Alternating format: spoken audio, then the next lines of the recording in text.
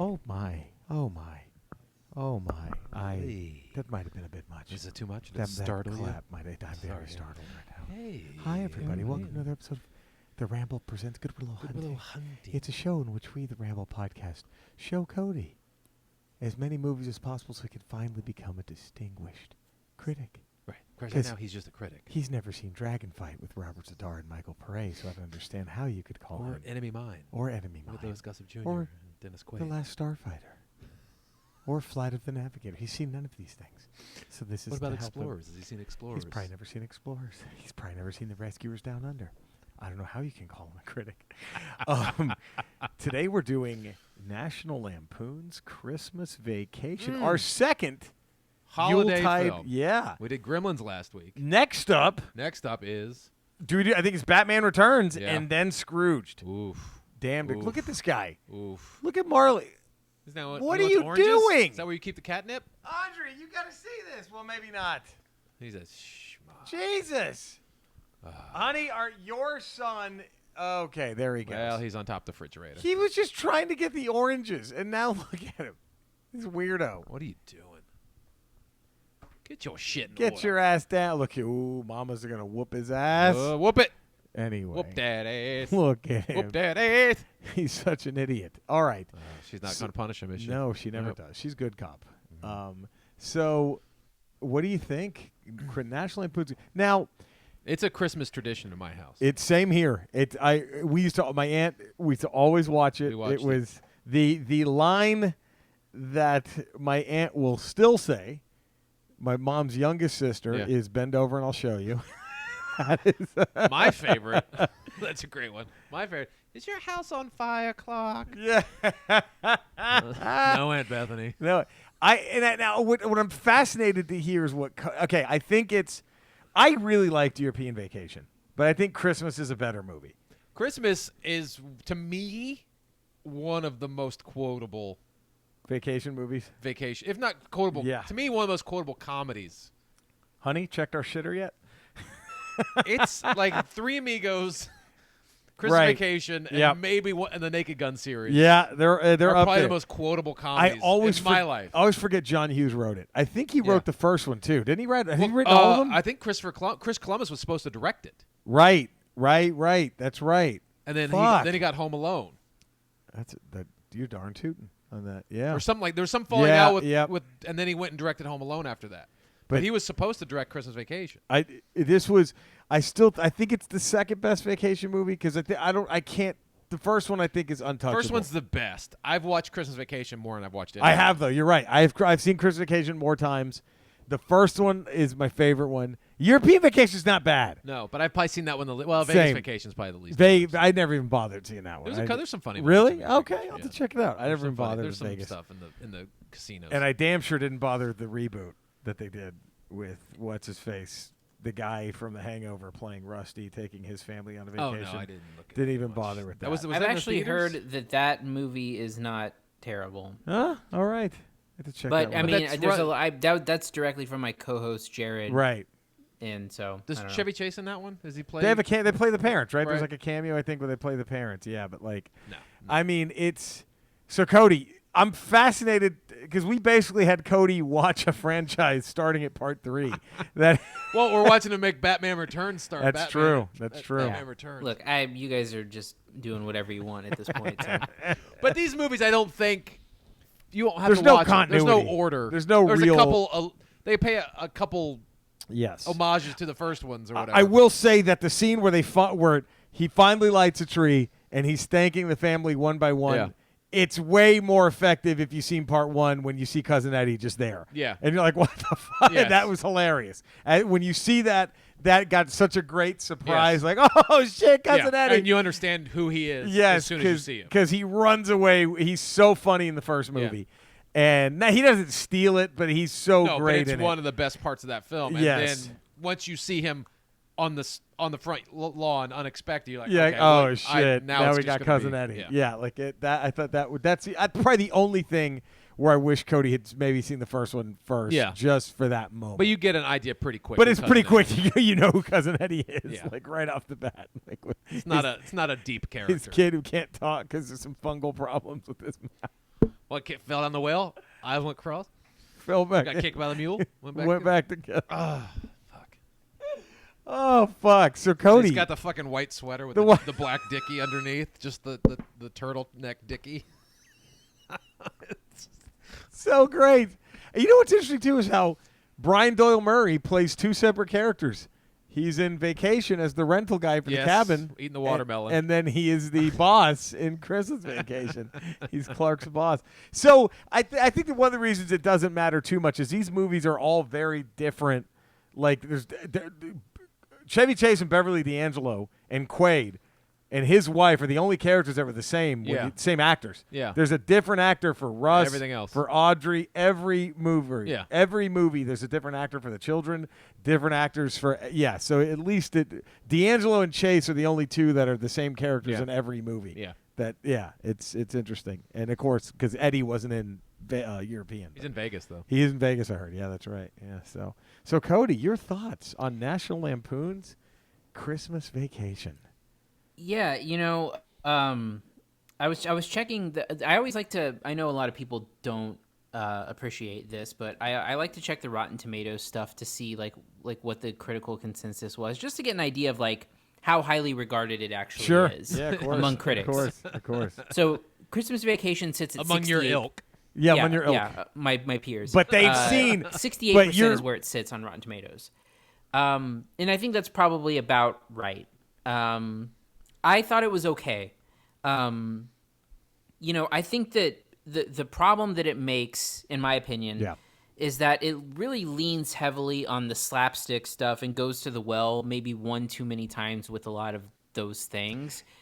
And I'm not the biggest slapstick fan. Right. That stuff doesn't make me laugh as much as like a dumb good line. dialogue. Right. Yeah. Or like clever lines or stuff like that. So like I can point to stuff like the scene with the sled. I hated that scene where he puts the non-nutritive cereal varnish. Right. Yeah. I will say that was I laughed my ass off the first time I saw it as a kid, and I found it less and less funny the more I see It's the most cartoonish stunt in the movie. Right. But also like there's something about Chevy Chase where I think part of the time he's great, and then like there's that scene where he's like at the mall and like shopping for his wife, and he's like fumbling over his words with that woman. Right, yep. I did not like that. I thought that was dumb. This is the only problem is, God, that's another, I should have taken that back about, because in the first Vacation, there's an entire subplot where he's trying to cheat on his wife with Christy Brinkley. Yeah. Where he keeps seeing her driving the same road trip. He's just flirting with her. He's flirting with her, and so you already get this, and it doesn't, that scene in the mall makes way less sense if you hadn't, right? Wouldn't you think? Yeah, I guess if you had that background on Chevy Chase where he would never actually go through with cheating on his wife. Right. But he would flirt with someone. He's always, to the point where he's skinny dips in the pool with Christy Brinkley. With his shoes? And his underwear on. Yeah, the shoes, his underwear on. Like, this is crazy. This is crazy. And he does it like, so if that's one thing about Clark, in the movies, he's always extra flirtatious with hot chicks. And I got that. I think it was, you can pull that from context. Yeah. I also, and again, people are probably not going to like this. I did not like the Julia Louis-Dreyfus subplot thing. I didn't find that funny at all. Which one was that one again? The Neighbors. The Neighbors. That's right. Like the really like. I thought you know what? I got confused. I thought he meant, because I forgot that was one of Juliette Lewis's first things. Was playing the daughter. Yes. Yeah, you're right. Because did she have the daughter? You're right. No. It was only funny like the first time, like, you know what I mean, with the change. I still think it's funny when it's like, why is the carpet all wet, Todd? That is I don't know, Margot. That was that. Yeah, their interaction is funny. Yeah. I think they're funny. I do think that it picks up a lot when Randy Quaid shows up, for sure. Yes. Oh God! And I think that's the best part of the movie. Yes. Probably is his stuff and his interactions.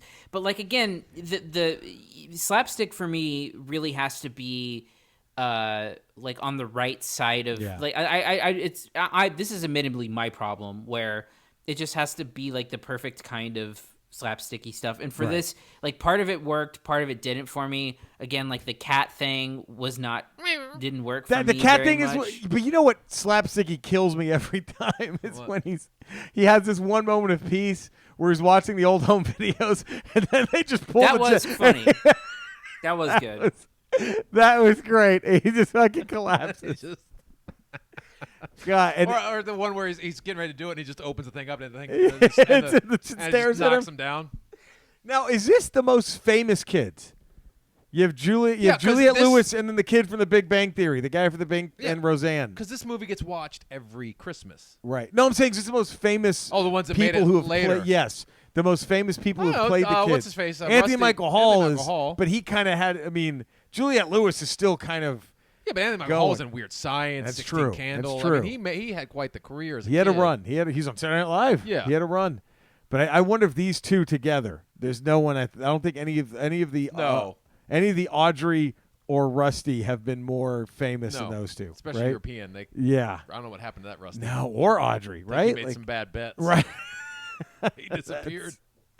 So yeah, that's, but I think this movie. I think if this movie wasn't a Christmas movie, if this was just some sort of crazy at-home family thing, I don't know if it would have this place in everybody's hearts that it has. I don't think people would watch it as much. It's That's just true. It is a Christmas movie. It gets watched every year by a group of people that grew up watching this movie. And the other thing is the first vacation movie where they actually don't. The vacation comes to them. Right. Like because European and vacation. I think there's more slapstick in this one than the other previous two because I think it's already established what happens with this family, so they have to heighten everything immediately. Yep, they have to get all make it as crazy as possible. The first vacation things unravel, but they unravel at a slower pace. Right. And it doesn't really go bonkers until the end at Wally World, where he just fucking shit goes crazy. Then he just snaps.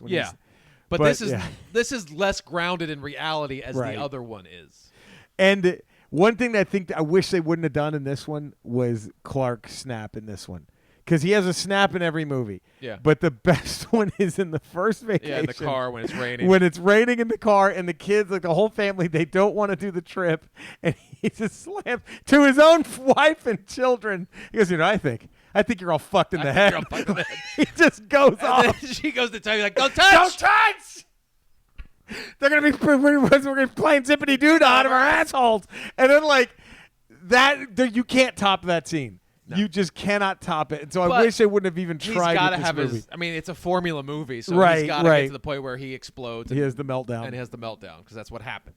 But Cody is right. Like, it does. I always thought it was a funny movie that gets extra funny when Cousin Eddie shows up. Yeah. Cousin Eddie. And there's funny stuff that happens, too, like with his kids, like that conversation he has with his niece. Right. I guess, yes.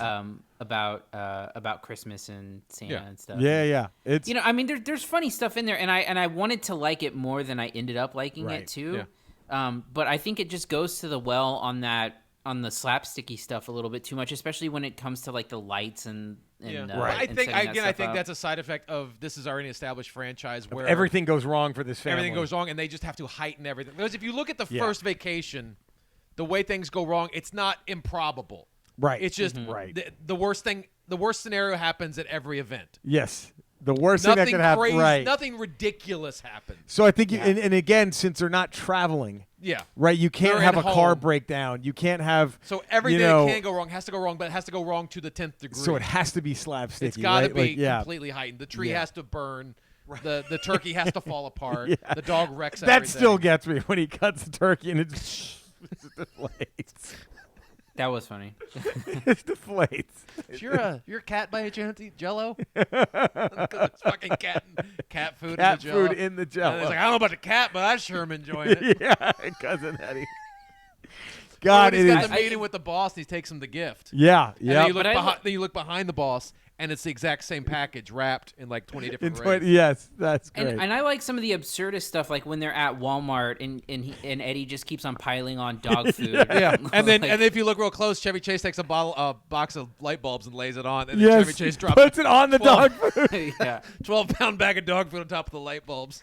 He's just letting Clark buy all. And Eddie has a humongous cock.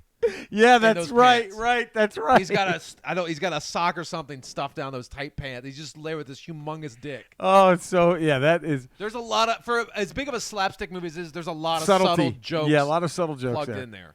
It's. I mean, the Julie.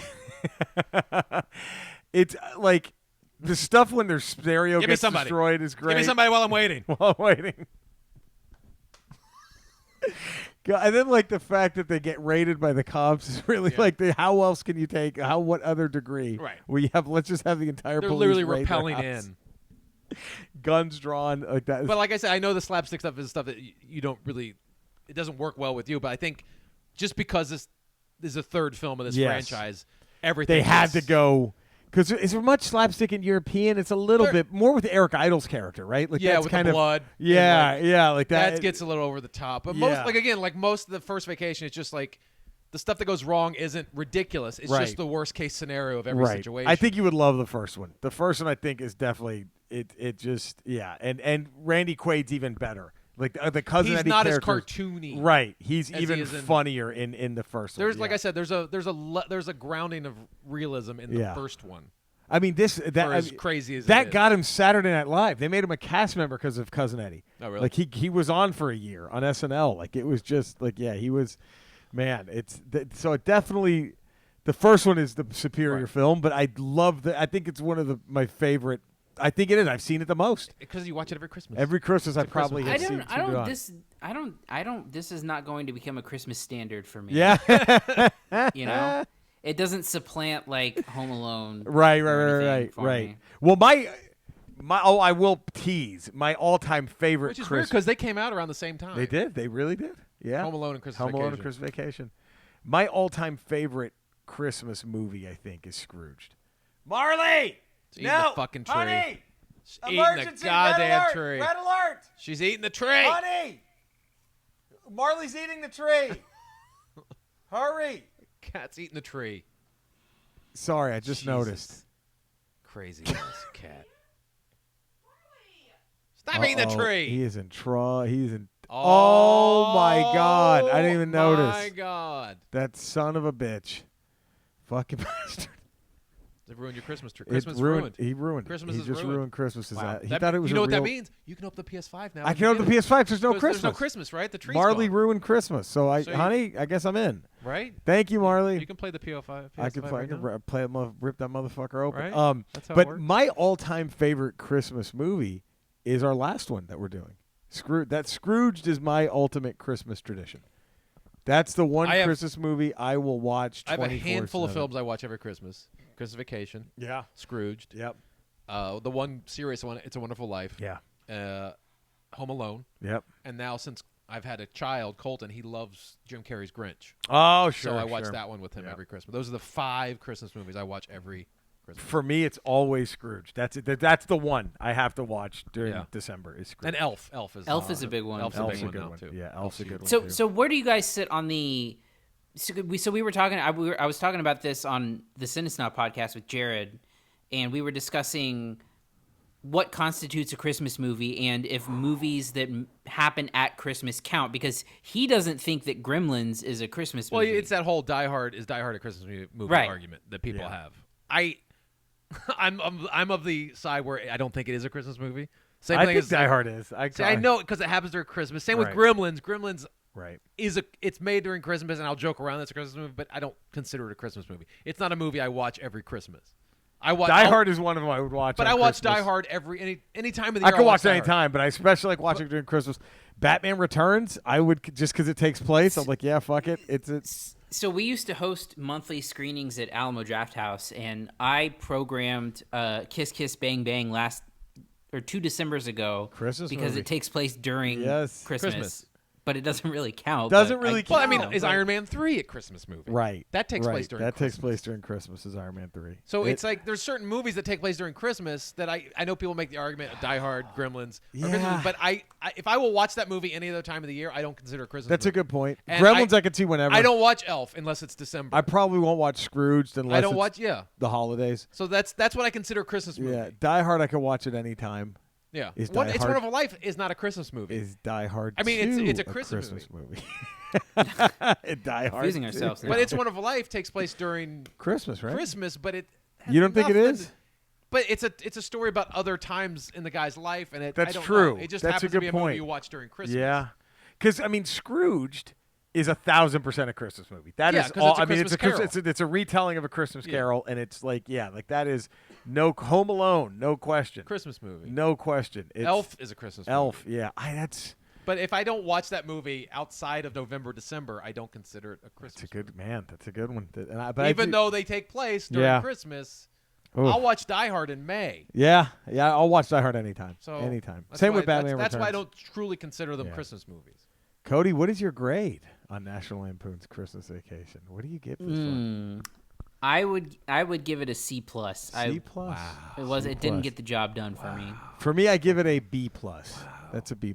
Just because I love the first one so much more, but I do watch it a lot. Yeah. That a lot of it still sticks with me, so it is a B+. I give it an A. A? I Look give at it that. an A. It's just one of my all-time favorite B+? movies to watch during Christmas. C+. Look at that. Well, there we go. Good Willow Hunting, National Lampoon's Christmas Vacation. Next week, we continue with Batman Returns. Ooh. Oh, let me tell you this. That was the most excited I'd ever been to go see a movie as a kid. Batman Returns? Yeah. I'll never forget the line around. The first time I saw a line around the block at the theater, that was also, if I'm not mistaken, it premiered the first Dolby sound thing. Oh, did it? I don't know and I was like, whoa. It was, oh, man. I remember the line for the first Batman was huge. Because my dad didn't take me opening night for the first one. But this wasn't even opening night because this was back when the line was long for like a anything. Week. Right. And we were in line going to see it, my brother and I, and this guy walks out and he's like, that sucked. Just like to try to, God. Like, just doing that. I'm like, all right, dude. Because literally, if you remember the hype for the first Batman movie, through the roof. It was like 3 months long. Jack Nicholson was wearing Batman shoes on Laker games. So like the hype for Batman was enormous. Huge. So it was hard to live up to the hype of that movie when you went and saw it in the theater for the first time. Right. 2, that was. I like 2. Like we talked about this before we recorded. 2 is my favorite. Batman Returns, I like more than any of the other Batman movies. It might be my favorite Batman movie. That's mine too. Yeah, so we'll tease with that. We'll see what Cody thinks. Cody has a Nolan era to compare it with. That's what he came in with. So I Batman Returns is my favorite Batman movie.